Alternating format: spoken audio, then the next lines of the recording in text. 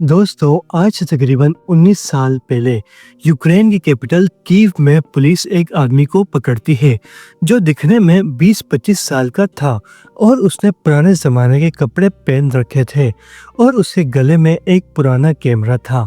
वो आदमी बहुत कंफ्यूज लग रहा था। आसपास के लोग उसे पागल समझ रहे थे, लेकिन किसे खबर थी वो टाइम ट्रेवल की एक अनोखी दास्तान बनने वाला है। पुलिस ने जब उस आदमी से उसकी आईडी मांगी तो उसने पुलिस ऑफिसर को एक ऐसी कंट्री की आईडी दी जो उस टाइम दुनिया के नक्शे में एग्जिस्ट ही नहीं करती थी। जी हाँ दोस्तों, उसने सोवियत यूनियन की आईडी पुलिस को दी थी और उसमें उसका नाम सर्गी पोनोमारेंको लिखा था। अब ये तो आप सब लोग जानते ही होंगे कि यूक्रेन भी पहले सोवियत यूनियन का हिस्सा हुआ करता था, लेकिन जिस दिन ये वाक़या पेश आया उस दिन सोवियत यूनियन को टूटे पूरे 20 साल गुजर गए थे। ये आदमी दिखने में 20-25 साल का लग रहा था और उसकी आईडी में उसकी डेट ऑफ बर्थ भी साल 1932 शो हो रही थी। सिर्फ डेट ऑफ बर्थ ही नहीं बल्कि उसकी आईडी में लगी पिक्चर भी उसी की थी और ये सब कुछ पुलिस के समझ में नहीं आ रहा था। भला 1932 में पैदा होने वाला शख्स साल 2006 में पूरे 74 इयर्स के बाद भी 20-25 साल का कैसे दिख सकता है। उन्होंने सर्गी से पूछा, अच्छा बताओ आज कौन सी डेट है? तो उसने थोड़ी देर सोचने के बाद कहा 23 अप्रैल साल 1958। ये सुनने के बाद पुलिस को लगा कि ये आदमी पक्का कोई पागल है। वो उसे मेंटल हॉस्पिटल ले गए जहां पर डॉक्टर पाब्लो कुर्टिकोव ने उनकी मेंटल हेल्थ का जायजा लिया। यहाँ सर्गी को भी कुछ समझ नहीं आ रहा था, आखिर उसके साथ क्या हो रहा है।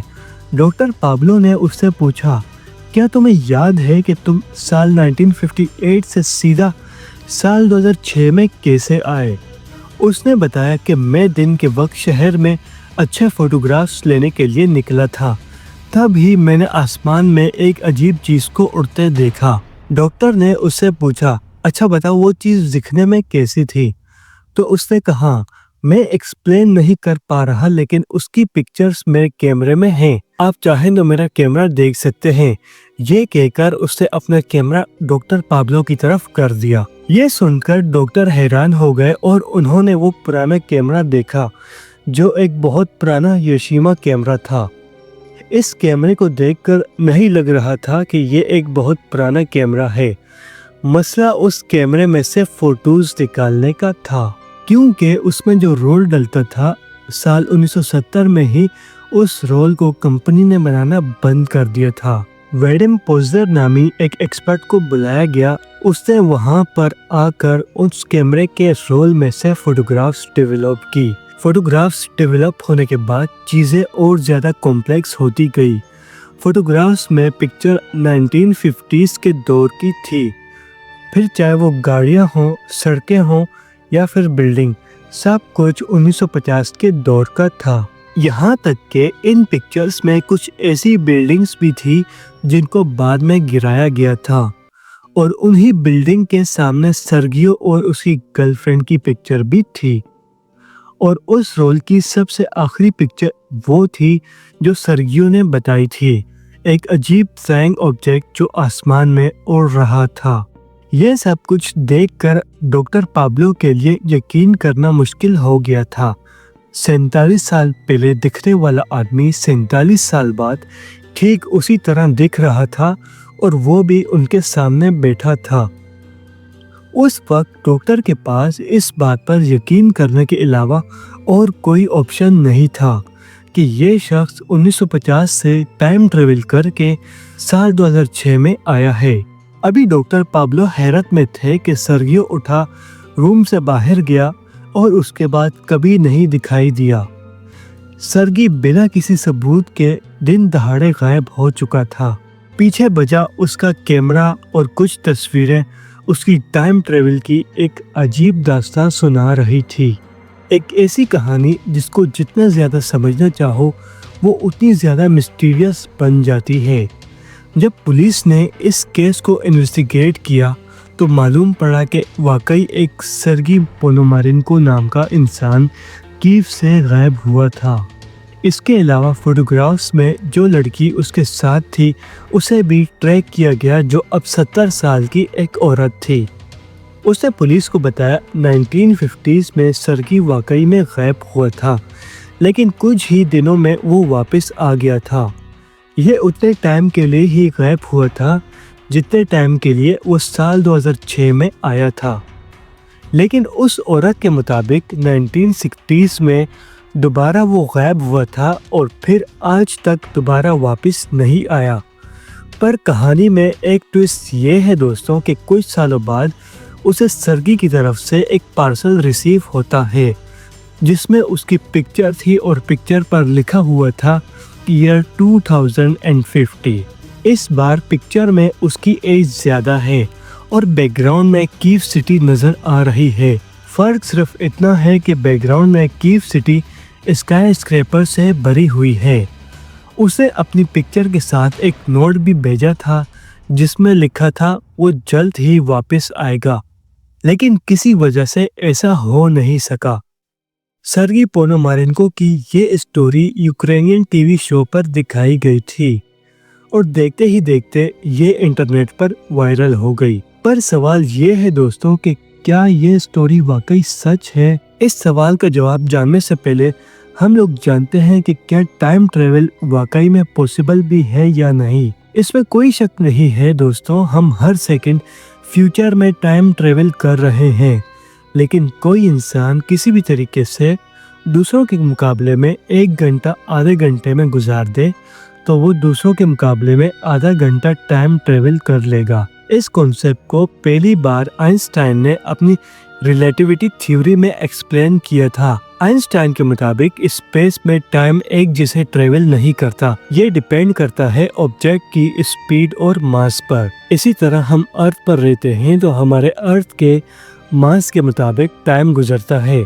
एक दिन 24 घंटों का होता है, लेकिन अगर हम मार्स पर रहें तो वहाँ पर एक दिन 24 घंटे और 37 मिनट का होगा और इसी तरह बाकी प्लैनेट्स पर भी टाइम अलग अलग होगा। तो अगर हम एक ऐसी मशीन में बैठकर स्पेस में ट्रेवल करें जिसकी स्पीड लाइट की स्पीड की तरह तेज हो और हम लोग स्पेस में सिर्फ 5 साल गुजारे तो अर्थ पर पूरे 21 साल गुजर जाएंगे। आइंस्टाइन की इस थ्योरी को प्रूव करने के लिए साल 1971 में एक एक्सपेरिमेंट किया गया था जिसमें एटॉमिक क्लॉक को यूज किया गया था। इस एक्सपेरिमेंट में 2 क्लॉक सेम टाइम पर सेम जगह सेट की गई थी। फर्स्ट क्लॉक को एक रूम में रखा गया था और दूसरी क्लॉक को फास्टेस्ट एयरक्राफ्ट में रखकर पूरी दुनिया का चक्कर लगाया गया था। जब जहाज पूरी दुनिया का चक्कर लगाकर वापस आया तो दोनों क्लॉक्स के टाइम मैच किए गए तो जहाज वाली घड़ी का टाइम अर्थ वाली घड़ी से स्लो हो गया था। इस एक्सपेरिमेंट को